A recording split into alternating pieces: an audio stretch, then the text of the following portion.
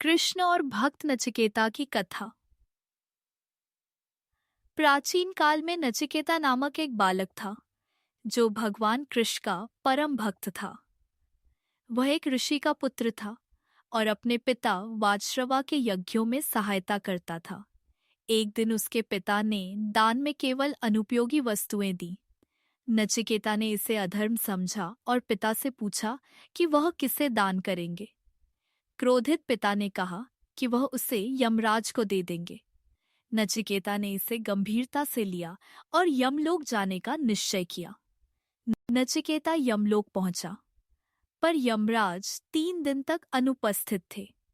वह भूखा प्यासा प्रतीक्षा करता रहा। यमराज लौटे और नचिकेता की भक्ति व धैर्य देखकर प्रसन्न हुए। उन्होंने 3 वर मांगने को कहा। नचिकेता ने पहला वर मांगा कि उसके पिता का क्रोध शांत हो, दूसरा वर स्वर्ग की प्राप्ति और तीसरा आत्मा का ज्ञान मांगा। यमराज ने उसे आत्मा की अमरता का ज्ञान दिया। नचिकेता ने यह ज्ञान कृष्ण की कृपा से समझा।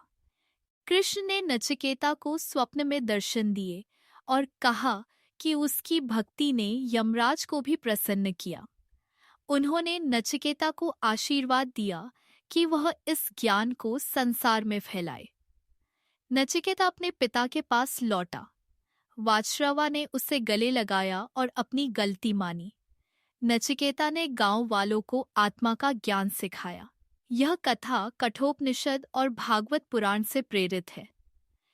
नचिकेता ने अपने जीवन को कृष्ण की भक्ति और ज्ञान के प्रसार में समर्पित किया। उसकी शिक्षाएं आज भी उपनिषदों में पढ़ी जाती हैं। इस कथा से हमें सीख मिलती है कि सच्चा विश्वास और साहस हर बाधा को पार कर सकता है। कृष्ण की कृपा से मनुष्य को जीवन का सत्य समझ आता है। हिंदू धर्म में भगवान कृष्ण को जगत गुरु माना जाता है। यह कहानी हमें सिखाती है कि सत्य की खोज और भक्ति से जीवन सार्थक होता है। नचिकेता की कहानी भक्तों को प्रेरित करती है कि धर्म और ज्ञान के मार्ग पर चले। यह कथा सदा प्रेरणा देती है।